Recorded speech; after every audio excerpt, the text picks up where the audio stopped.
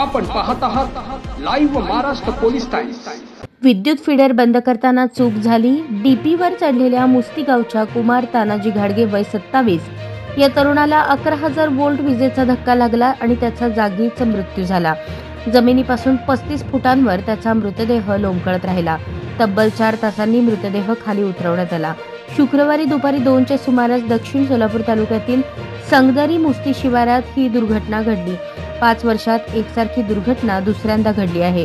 संगदरी मुस्ती या गावांना वीज पुरवठा करण्यासाठी राचप्पा नागप्पा बसुटे यांच्या शेताजवळ 2 डीपी आहेत।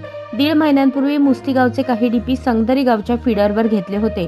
ही बाब लाईनमनच्या ध्यानात राहिली नाही। त्याने नेहमीप्रमाणे मुस्तीचे फीडर बंद करून घेतले आणि संगदरीच्या फीडरवर सुरू असलेल्या डीपीवर कुमार याला चढवले आणि परिणामी ही दुर्घटना घडली। कुमार याला महावितरणच्या कामाचा काहीसा अनुभव होता।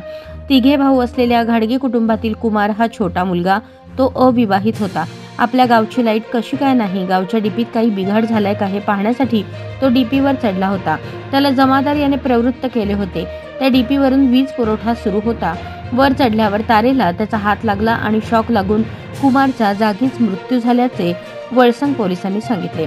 डीपीवर चढल्यावर विजेचा शॉक लागून मृत्यू होऊ शकतो याची माहिती असताना देखील जमादार याने कुमार घाडगेला डीपीवर चढवले आणि त्यात त्याचा मृत्यू झाल्याप्रकरणी जमादार विरुद्ध वळसंग पोलिसात गुन्हा दाखल झाल्याचे पोलिसांनी सांगितले।